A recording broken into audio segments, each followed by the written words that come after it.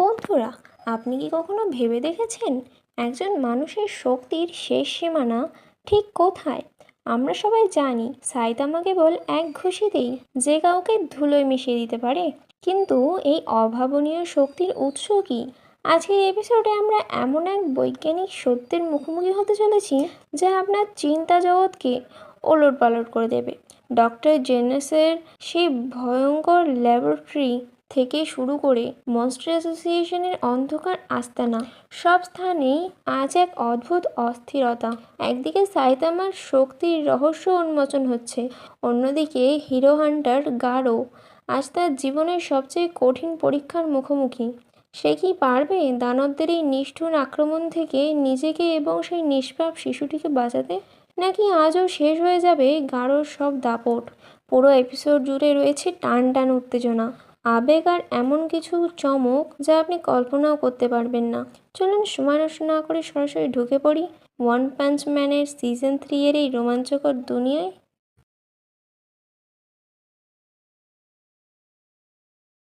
গল্পের শুরুতেই আমরা এক অদ্ভুত দৃশ্য দেখতে পাই। জম্বি ম্যান ডক্টর জেনাসের মুখোমুখি দাঁড়িয়ে আছেন। জেনাস, যিনি এক সময় বিবর্তনের নেশায় মত্ত ছিলেন, তিনি এখন এক সাধারণ তাকুয়াকি বিক্রেতা। এখানে জেনাস একটি বৈপ্লবিক তথ্য প্রকাশ করেন। তিনি বলেন, প্রতিটি প্রাণীর ক্ষমতার একটি নির্দিষ্ট সীমা থাকে, যাকে তিনি লিমিটার হিসেবে আখ্যায়িত করেছেন। ভগবান প্রতিটি জীবকে এমনভাবে তৈরি করেছেন যাতে তারা নিজেদের শক্তির ভারে নিজেরা ধ্বংস হয়ে না যায়। জেনাস ব্যাখ্যা করেন যে সাইতামা কোনো বিশেষ প্রতিভা বা মিউটেশন নিয়ে জন্মায়নি। সে ছিল এক অতি সাধারণ মানুষ, কিন্তু সে নিজেকে এতটাই কঠোর পরিশ্রমের মধ্যে ঠেলে দিয়েছিল যে সে তার শরীরের সেই প্রাকৃতিক লিমিটার বা সীমাবদ্ধতাকে ভেঙে ফেলেছে। আর এই কারণেই সাইতামার শক্তির কোনো শেষ নেই। এই সত্যটি জেনাসকে এতটাই অবাক করেছে যে তিনি তার জীবনের সব বড় বড় গবেষণা ছেড়ে দিয়েছেন। অন্যদিকে গল্পের প্রধান আকর্ষণ গারো এখন এক চরম বিপদের মুখে। তিনি রয়্যাল রিপার এবং বাগ গড নামের দুই ভয়ঙ্কর দানবের বিরুদ্ধে লড়াই করছেন। এই দানবগুলো মোটেও সাধারণ নয়। গারো তার মার্শাল আর্টস দিয়ে তাদের আটকানোর আপ্রাণ চেষ্টা করছেন, কিন্তু দানবদের সম্মিলিত শক্তি তাকে বেশ চাপে ফেলে দিয়েছে। বিশেষ করে যখন তারা বুঝতে পারে গারো একা, তখন তারা তাদের আক্রমণ আরও বাড়িয়ে দেয়। লড়াই চলাকালীন রয়্যাল রিপার তার ধারালো অস্ত্রের সাহায্যে গারোকে ভীষণভাবে আঘাত করার চেষ্টা করে। গারো কেবল নিজেকে বাঁচানোর চেষ্টা করছে না, বরং তার সাথে থাকা সেই ছোট্ট শিশুটিকেও রক্ষা করার চেষ্টা করছেন। এই দৃশ্যে আমরা গারোর চরিত্রের একটি মানসিক দিক দেখতে পাই। একজন মনস্টার হতে চাইলেও তার মনের কোণায় যে এখনও দয়া অবশিষ্ট আছে, তা এখানে স্পষ্ট হয়ে যায়। লড়াইয়ের এক পর্যায়ে দানবদের নিষ্ঠুর আক্রমণে গারো মাটিতে লুটিয়ে পড়েন। দেখে মনে হচ্ছিল গারোর হয়তো আর ওঠার ক্ষমতা নেই। দানবগুলো ভাবলো তারা তাদের কাজ শেষ করেছে এবং গারোকে সেখানে সেই অবস্থায় ফেলে রেখে তারা শিশুটিকে অপহরণ করে নিয়ে চলে যায়। এটি ছিল এই এপিসোডের অন্যতম একটি ট্র্যাজিক মুহূর্ত, যা দর্শকদের মনে গভীর ছাপ ফেলে যায়। ঠিক এই উত্তেজনার মধ্যেই দৃশ্যের পরিবর্তন হয়। আমরা দেখতে পাই সাইতামা তার বাড়ির দিকে ফিরছেন, কিন্তু তার মুখ খুব বিষণ্ণ।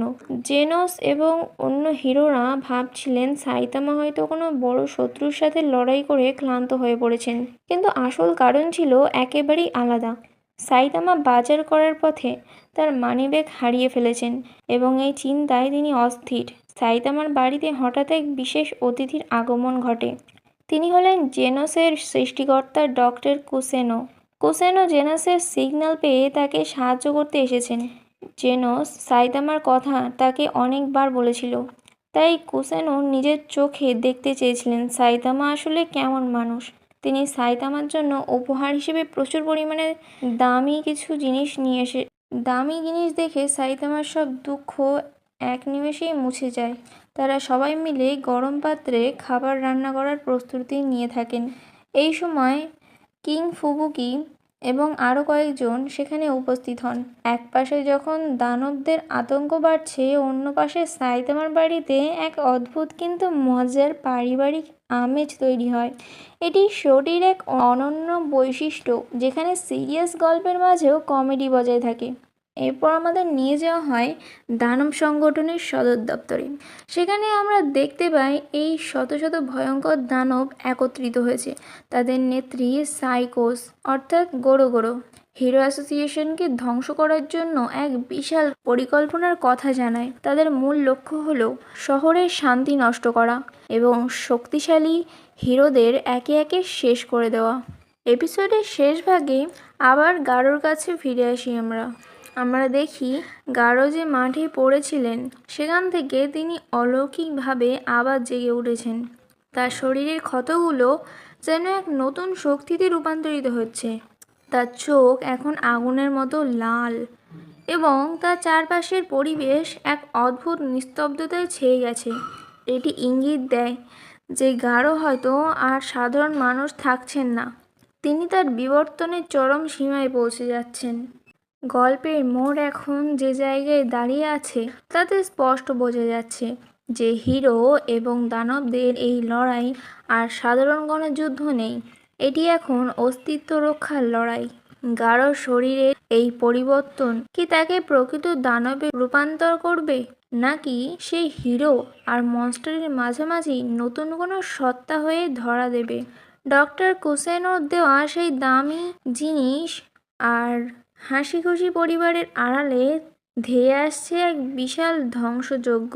সাইতামা কি পারবে তার দৈনন্দিন জীবনে ছোটোখাটো সমস্যা কাটিয়ে উঠে এই আসন্ন মহাবিপদ মোকাবিলা করতে? মনস্টার অ্যাসোসিয়েশনের সেই রহস্যময় নেত্রী সাইকোসের পরবর্তী চাল কি হতে পারে তা জানতে হলে আমাদের চোখ রাখতে হবে আগামী পর্বের উপর। আজকের এই বিশ্লেষণ আপনাদের কেমন লাগলো এবং গারোর এই নতুন রূপ নিয়ে আপনাদের ভাবনা কি তা অবশ্যই কমেন্ট বক্সে জানাবেন। খুব শীঘ্রই দেখা হচ্ছে নতুন কোনো রোমাঞ্চকর গল্পের ব্যবচ্ছেদ নিয়ে। ততক্ষণ পর্যন্ত অ্যানিমের এই জাদুকরী দুনিয়ার সাথেই থাকুন। আজকের মতো বিদায়। গল্পের শুরুতেই আমরা এক অদ্ভুত দৃশ্য দেখতে পাই। জম্বি ম্যান ডক্টর জেনাসের মুখোমুখি দাঁড়িয়ে আছেন। জেনাস, যিনি এক সময় বিবর্তনের নেশায় মত্ত ছিলেন, তিনি এখন এক সাধারণ তাকুয়াকি বিক্রেতা। এখানে জেনাস একটি বৈপ্লবিক তথ্য প্রকাশ করেন। তিনি বলেন, প্রতিটি প্রাণীর ক্ষমতার একটি নির্দিষ্ট সীমা থাকে, যাকে তিনি লিমিটার হিসেবে আখ্যায়িত করেছেন। ভগবান প্রতিটি জীবকে এমনভাবে তৈরি করেছেন যাতে তারা নিজেদের শক্তির ভারে নিজেরা ধ্বংস হয়ে না যায়। জেনাস ব্যাখ্যা করেন যে সাইতামা কোনো বিশেষ প্রতিভা বা মিউটেশন নিয়ে জন্মায়নি। সে ছিল এক অতি সাধারণ মানুষ, কিন্তু সে নিজেকে এতটাই কঠোর পরিশ্রমের মধ্যে ঠেলে দিয়েছিল যে সে তার শরীরের সেই প্রাকৃতিক লিমিটার বা সীমাবদ্ধতাকে ভেঙে ফেলেছে। আর এই কারণেই সাইতামার শক্তির কোনো শেষ নেই। এই সত্যটি জেনাসকে এতটাই অবাক করেছে যে তিনি তার জীবনের সব বড় বড় গবেষণা ছেড়ে দিয়েছেন। অন্যদিকে গল্পের প্রধান আকর্ষণ গারো এখন এক চরম বিপদের মুখে। তিনি রয়্যাল রিপার এবং বাগ গড নামের দুই ভয়ঙ্কর দানবের বিরুদ্ধে লড়াই করছেন। এই দানবগুলো মোটেও সাধারণ নয়। গারো তার মার্শাল আর্টস দিয়ে তাদের আটকানোর আপ্রাণ চেষ্টা করছেন, কিন্তু দানবদের সম্মিলিত শক্তি তাকে বেশ চাপে ফেলে দিয়েছে। বিশেষ করে যখন তারা বুঝতে পারে গারো একা, তখন তারা তাদের আক্রমণ আরও বাড়িয়ে দেয়। লড়াই চলাকালীন রয়্যাল রিপার তার ধারালো অস্ত্রের সাহায্যে গারোকে ভীষণভাবে আঘাত করার চেষ্টা করে। গারো কেবল নিজেকে বাঁচানোর চেষ্টা করছে না, বরং তার সাথে থাকা সেই ছোট্ট শিশুটিকেও রক্ষা করার চেষ্টা করছেন। এই দৃশ্যে আমরা গারোর চরিত্রের একটি মানসিক দিক দেখতে পাই। একজন মনস্টার হতে চাইলেও তার মনের কোণায় যে এখনও দয়া অবশিষ্ট আছে তা এখানে স্পষ্ট হয়ে যায়। লড়াইয়ের এক পর্যায়ে দানবদের নিষ্ঠুর আক্রমণে গারো মাটিতে লুটিয়ে পড়েন। দেখে মনে হচ্ছিল গারোর হয়তো আর ওঠার ক্ষমতা নেই। দানবগুলো ভাবলো তারা তাদের কাজ শেষ করেছে এবং গারোকে সেখানে সেই অবস্থায় ফেলে রেখে তারা শিশুটিকে অপহরণ করে নিয়ে চলে যায়। এটি ছিল এই এপিসোডের অন্যতম একটি ট্র্যাজিক মুহূর্ত। যা দর্শকদের মনে গভীর ছাপ ফেলে যায়। ঠিক এই উত্তেজনার মধ্যেই দৃশ্যের পরিবর্তন হয়। আমরা দেখতে পাই সাইতামা তার বাড়ির দিকে ফিরছেন, কিন্তু তার মুখ খুব বিষণ্ণ। জেনস এবং অন্য হিরোরা ভাবছিলেন সাইতামা হয়তো কোনো বড় শত্রুর সাথে লড়াই করে ক্লান্ত হয়ে পড়েছেন, কিন্তু আসল কারণ ছিল একেবারেই আলাদা। সাইতামা বাজার করার পথে তার মানিব্যাগ হারিয়ে ফেলেছেন এবং এই চিন্তায় তিনি অস্থির। সাইতামার বাড়িতে হঠাৎ এক বিশেষ অতিথির আগমন ঘটে। তিনি হলেন জেনসের সৃষ্টিকর্তা ডক্টর কুসেনো। কুসেনো জেনসের সিগন্যাল পেয়ে তাকে সাহায্য করতে এসেছেন। জেনস সাইতামার কথা তাকে অনেকবার বলেছিল, তাই কুসেনো নিজের চোখে দেখতে চেয়েছিলেন সাইতামা আসলে কেমন মানুষ। তিনি সাইতামার জন্য উপহার হিসেবে প্রচুর পরিমাণে দামি কিছু জিনিস নিয়ে এসে দামি জিনিস দেখে সাইতামার সব দুঃখ এক নিমেষেই মুছে যায়। তারা সবাই মিলে গরম পাত্রে খাবার রান্না করার প্রস্তুতি নিয়ে থাকেন। এই সময় কিং ফুবুকি এবং আরও কয়েকজন সেখানে উপস্থিত হন। এক পাশে যখন দানবদের আতঙ্ক বাড়ছে, অন্য পাশে সাইতামার বাড়িতে এক অদ্ভুত কিন্তু মজার পারিবারিক আমেজ তৈরি হয়। এটি শোটির এক অনন্য বৈশিষ্ট্য, যেখানে সিরিয়াস গল্পের মাঝেও কমেডি বজায় থাকে। এরপর আমাদের নিয়ে যাওয়া হয় দানব সংগঠনের সদর দপ্তরে। সেখানে আমরা দেখতে পাই এই শত শত ভয়ঙ্কর দানব একত্রিত হয়েছে। তাদের নেত্রী সাইকোস অর্থাৎ গোরো গোরো হিরো অ্যাসোসিয়েশনকে ধ্বংস করার জন্য এক বিশাল পরিকল্পনার কথা জানায়। তাদের মূল লক্ষ্য হলো শহরের শান্তি নষ্ট করা এবং শক্তিশালী হিরোদের একে একে শেষ করে দেওয়া। এপিসোডের শেষ ভাগে আবার গারোর কাছে ফিরে আসি। আমরা দেখি গারো যে মাঠে পড়েছিলেন, সেখান থেকে তিনি অলৌকিকভাবে আবার জেগে উঠেছেন। তার শরীরের ক্ষতগুলো যেন এক নতুন শক্তিতে রূপান্তরিত হচ্ছে। তার চোখ এখন আগুনের মতো লাল এবং তার চারপাশের পরিবেশ এক অদ্ভুত নিস্তব্ধতায় ছেয়ে গেছে। এটি ইঙ্গিত দেয় যে গারো হয়তো আর সাধারণ মানুষ থাকছেন না, তিনি তার বিবর্তনের চরম সীমায় পৌঁছে যাচ্ছেন। গল্পের শুরুতেই আমরা এক অদ্ভুত দৃশ্য দেখতে পাই। জম্বি ম্যান ডক্টর জেনাসের মুখোমুখি দাঁড়িয়ে আছেন। জেনাস, যিনি এক সময় বিবর্তনের নেশায় মত্ত ছিলেন, তিনি এখন এক সাধারণ তাকুয়াকি বিক্রেতা। এখানে জেনাস একটি বৈপ্লবিক তথ্য প্রকাশ করেন। তিনি বলেন, প্রতিটি প্রাণীর ক্ষমতার একটি নির্দিষ্ট সীমা থাকে, যাকে তিনি লিমিটার হিসেবে আখ্যায়িত করেছেন। ভগবান প্রতিটি জীবকে এমনভাবে তৈরি করেছেন যাতে তারা নিজেদের শক্তির ভারে নিজেরা ধ্বংস হয়ে না যায়। জেনাস ব্যাখ্যা করেন যে সাইতামা কোনো বিশেষ প্রতিভা বা মিউটেশন নিয়ে জন্মায়নি। সে ছিল এক অতি সাধারণ মানুষ, কিন্তু সে নিজেকে এতটাই কঠোর পরিশ্রমের মধ্যে ঠেলে দিয়েছিল যে সে তার শরীরের সেই প্রাকৃতিক লিমিটার বা সীমাবদ্ধতাকে ভেঙে ফেলেছে। আর এই কারণেই সাইতামার শক্তির কোনো শেষ নেই। এই সত্যটি জেনাসকে এতটাই অবাক করেছে যে তিনি তার জীবনের সব বড় বড় গবেষণা ছেড়ে দিয়েছেন। অন্যদিকে গল্পের প্রধান আকর্ষণ গারো এখন এক চরম বিপদের মুখে। তিনি রয়্যাল রিপার এবং বাগ গড নামের দুই ভয়ঙ্কর দানবের বিরুদ্ধে লড়াই করছেন। এই দানবগুলো মোটেও সাধারণ নয়। গারো তার মার্শাল আর্টস দিয়ে তাদের আটকানোর আপ্রাণ চেষ্টা করছেন, কিন্তু দানবদের সম্মিলিত শক্তি তাকে বেশ চাপে ফেলে দিয়েছে। বিশেষ করে যখন তারা বুঝতে পারে গারো একা, তখন তারা তাদের আক্রমণ আরও বাড়িয়ে দেয়। লড়াই চলাকালীন রয়্যাল রিপার তার ধারালো অস্ত্রের সাহায্যে গারোকে ভীষণভাবে আঘাত করার চেষ্টা করে। গারো কেবল নিজেকে বাঁচানোর চেষ্টা করছে না, বরং তার সাথে থাকা সেই ছোট্ট শিশুটিকেও রক্ষা করার চেষ্টা করছেন। এই দৃশ্যে আমরা গারোর চরিত্রের একটি মানসিক দিক দেখতে পাই। একজন মনস্টার হতে চাইলেও তার মনের কোণায় যে এখনও দয়া অবশিষ্ট আছে, তা এখানে স্পষ্ট হয়ে যায়। লড়াইয়ের এক পর্যায়ে দানবদের নিষ্ঠুর আক্রমণে গারো মাটিতে লুটিয়ে পড়েন। দেখে মনে হচ্ছিল গারোর হয়তো আর ওঠার ক্ষমতা নেই।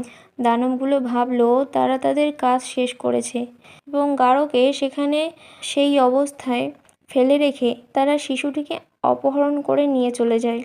এটি ছিল এই এপিসোডের অন্যতম একটি ট্র্যাজিক মুহূর্ত, যা দর্শকদের মনে গভীর ছাপ ফেলে যায়। ঠিক এই উত্তেজনার মধ্যেই দৃশ্যের পরিবর্তন হয়। আমরা দেখতে পাই সাইতামা তার বাড়ির দিকে ফিরছেন, কিন্তু তার মুখ খুব বিষণ্ণ। জেনস এবং অন্য হিরোরা ভাবছিলেন সাইতামা হয়তো কোনো বড় শত্রুর সাথে লড়াই করে ক্লান্ত হয়ে পড়েছেন, কিন্তু আসল কারণ ছিল একেবারেই আলাদা। সাইতামা বাজার করার পথে তার মানিব্যাগ হারিয়ে ফেলেছেন এবং এই চিন্তায় তিনি অস্থির। সাইতামার বাড়িতে হঠাৎ এক বিশেষ অতিথির আগমন ঘটে। তিনি হলেন জেনসের সৃষ্টিকর্তা ডক্টর কুসেনো। কুসেনো জেনসের সিগন্যাল পেয়ে তাকে সাহায্য করতে এসেছেন। জেনস সাইতামার কথা তাকে অনেকবার বলেছিল, তাই কুসেনো নিজের চোখে দেখতে চেয়েছিলেন সাইতামা আসলে কেমন মানুষ। তিনি সাইতামার জন্য উপহার হিসেবে প্রচুর পরিমাণে দামি জিনিস দেখে সাইতামার সব দুঃখ এক নিমেষেই মুছে যায়। তারা সবাই মিলে গরম পাত্রে খাবার রান্না করার প্রস্তুতি নিয়ে থাকেন। এই সময় কিং ফুবুকি এবং আরও কয়েকজন সেখানে উপস্থিত হন। এক পাশে যখন দানবদের আতঙ্ক বাড়ছে, অন্য পাশে সাইতামার বাড়িতে এক অদ্ভুত কিন্তু মজার পারিবারিক আমেজ তৈরি হয়। এটি শোটির এক অনন্য বৈশিষ্ট্য, যেখানে সিরিয়াস গল্পের মাঝেও কমেডি বজায় থাকে। এরপর আমাদের নিয়ে যাওয়া হয় দানব সংগঠনের সদর দপ্তরে। সেখানে আমরা দেখতে পাই এই শত শত ভয়ঙ্কর দানব একত্রিত হয়েছে। তাদের নেত্রী সাইকোস অর্থাৎ গোরো গোরো হিরো অ্যাসোসিয়েশনকে ধ্বংস করার জন্য এক বিশাল পরিকল্পনার কথা জানায়। তাদের মূল লক্ষ্য হলো শহরের শান্তি নষ্ট করা এবং শক্তিশালী হিরোদের একে একে শেষ করে দেওয়া। এপিসোডের শেষ ভাগে আবার গারোর কাছে ফিরে আসি। আমরা দেখি গারো যে মাঠে পড়েছিলেন, সেখান থেকে তিনি অলৌকিকভাবে আবার জেগে উঠেছেন। তার শরীরের ক্ষতগুলো যেন এক নতুন শক্তিতে রূপান্তরিত হচ্ছে। তার চোখ এখন আগুনের মতো লাল এবং তার চারপাশের পরিবেশ এক অদ্ভুত নিস্তব্ধতায় ছেয়ে গেছে। এটি ইঙ্গিত দেয় যে গারো হয়তো আর সাধারণ মানুষ থাকছেন না, তিনি তার বিবর্তনের চরম সীমায় পৌঁছে যাচ্ছেন। বন্ধুরা, আপনি কি কখনো ভেবে দেখেছেন একজন মানুষের শক্তির শেষ সীমানা ঠিক কোথায়? আমরা সবাই জানি সাইতামা কেবল এক ঘুষিতেই যে কাউকে ধুলোয় মিশিয়ে দিতে পারে, কিন্তু এই অভাবনীয় শক্তির উৎস কি? আজকের এপিসোডে আমরা এমন এক বৈজ্ঞানিক সত্যের মুখোমুখি হতে চলেছি যা আপনার চিন্তা জগৎকে ওলটপালট করে দেবে। ডক্টর জেনাসের সেই ভয়ঙ্কর ল্যাবরেটরি থেকে শুরু করে মনস্টার অ্যাসোসিয়েশনের অন্ধকার আস্তানা, সব স্থানেই আজ এক অদ্ভুত অস্থিরতা। একদিকে সাইতামার শক্তির রহস্য উন্মোচন হচ্ছে, অন্যদিকে হিরো হান্টার গারো আজ তার জীবনের সবচেয়ে কঠিন পরীক্ষার মুখোমুখি। সে কি পারবে দানবদের এই নিষ্ঠুর আক্রমণ থেকে নিজেকে এবং সেই নিষ্পাপ শিশুটিকে বাঁচাতে, নাকি আজও শেষ হয়ে যাবে গারোর সব দাপট? পুরো এপিসোড জুড়ে রয়েছে টান টান উত্তেজনা, আবেগ আর এমন কিছু চমক যা আপনি কল্পনাও করতে পারবেন না। চলুন সময় নষ্ট না করে সরাসরি ঢুকে পড়ি ওয়ান পাঞ্চ ম্যানের সিজন 3 এর এই রোমাঞ্চকর দুনিয়ায়।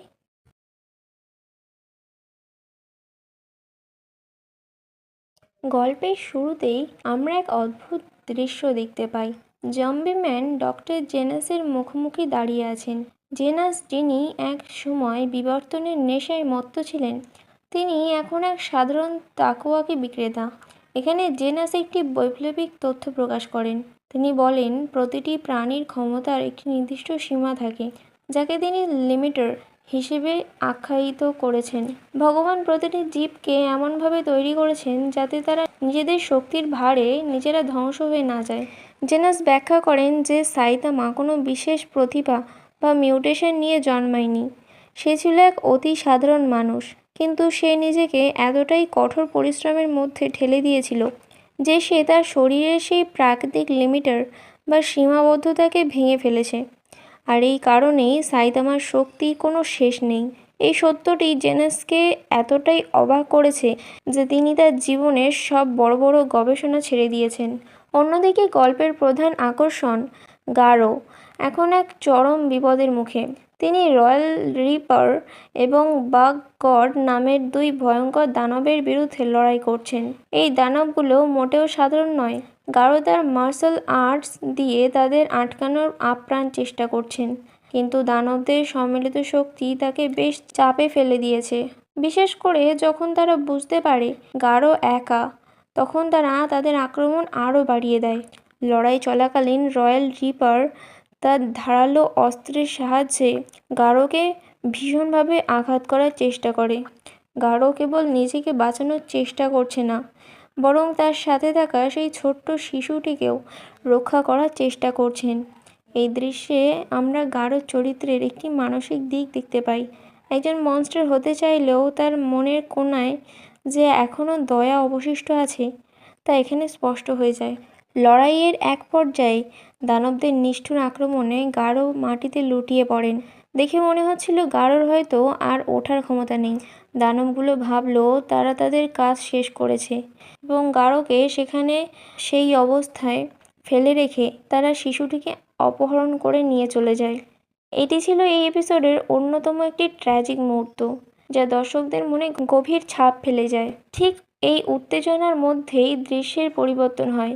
আমরা দেখতে পাই সাইতামা তার বাড়ির দিকে ফিরছেন, কিন্তু তার মুখ খুব বিষণ্ণ। জেনস এবং অন্য হিরোরা ভাবছিলেন সাইতামা হয়তো কোনো বড় শত্রুর সাথে লড়াই করে ক্লান্ত হয়ে পড়েছেন, কিন্তু আসল কারণ ছিল একেবারেই আলাদা। সাইতামা বাজার করার পথে তার মানিব্যাগ হারিয়ে ফেলেছেন এবং এই চিন্তায় তিনি অস্থির। সাইতামার বাড়িতে হঠাৎ এক বিশেষ অতিথির আগমন ঘটে। তিনি হলেন জেনসের সৃষ্টিকর্তা ডক্টর কুসেনো। কুসেনো জেনসের সিগন্যাল পেয়ে তাকে সাহায্য করতে এসেছেন। জেনস সাইতামার কথা তাকে অনেকবার বলেছিল, তাই কুসেনো নিজের চোখে দেখতে চেয়েছিলেন সাইতামা আসলে কেমন মানুষ।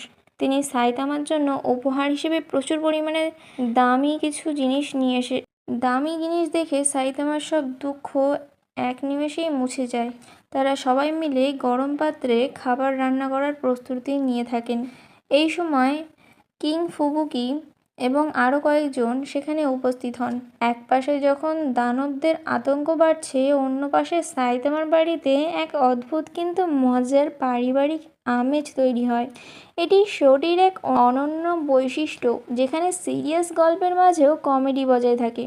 এরপর আমাদের নিয়ে যাওয়া হয় দানব সংগঠনের সদর দপ্তরে। সেখানে আমরা দেখতে পাই এই শত শত ভয়ঙ্কর দানব একত্রিত হয়েছে। তাদের নেত্রী সাইকোস অর্থাৎ গোরো গোরো হিরো অ্যাসোসিয়েশনকে ধ্বংস করার জন্য এক বিশাল পরিকল্পনার কথা জানায়। তাদের মূল লক্ষ্য হলো শহরের শান্তি নষ্ট করা এবং শক্তিশালী হিরোদের একে একে শেষ করে দেওয়া। এপিসোডের শেষ ভাগে আবার গারোর কাছে ফিরে আসি। আমরা দেখি গারো যে মাঠে পড়েছিলেন সেখান থেকে তিনি অলৌকিকভাবে আবার জেগে উঠেছেন। তার শরীরের ক্ষতগুলো যেন এক নতুন শক্তিতে রূপান্তরিত হচ্ছে। তার চোখ এখন আগুনের মতো লাল এবং তার চারপাশের পরিবেশ এক অদ্ভুত নিস্তব্ধতায় ছেয়ে গেছে। এটি ইঙ্গিত দেয় যে গারো হয়তো আর সাধারণ মানুষ থাকছেন না, তিনি তার বিবর্তনের চরম সীমায় পৌঁছে যাচ্ছেন। গল্পের মোড় এখন যে জায়গায় দাঁড়িয়ে আছে তাতে স্পষ্ট বোঝা যাচ্ছে যে হিরো এবং দানবদের এই লড়াই আর সাধারণ গণযুদ্ধ নেই, এটি এখন অস্তিত্ব রক্ষার লড়াই। গারোর শরীরের এই পরিবর্তন কি তাকে প্রকৃত দানবে রূপান্তর করবে, নাকি সে হিরো আর মনস্টারের মাঝামাঝি নতুন কোনো সত্তা হয়ে ধরা দেবে? ডক্টর কুসেনোর দেওয়া সেই দামি জিনিস আর হাসি খুশি পরিবারের আড়ালে ধেয়ে আসছে এক বিশাল ধ্বংসযজ্ঞ। সাইতামা কি পারবে তার দৈনন্দিন জীবনে ছোটোখাটো সমস্যা কাটিয়ে উঠে এই আসন্ন মহাবিপদ মোকাবিলা করতে? মনস্টার অ্যাসোসিয়েশনের সেই রহস্যময় নেত্রী সাইকোসের পরবর্তী চাল কি হতে পারে তা জানতে হলে আমাদের চোখ রাখতে হবে আগামী পর্বের উপর।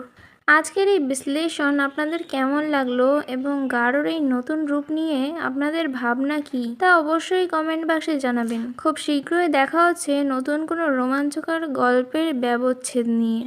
ততক্ষণ পর্যন্ত অ্যানিমের এই জাদুকরী দুনিয়ার সাথেই থাকুন। আজকের মতো বিদায়।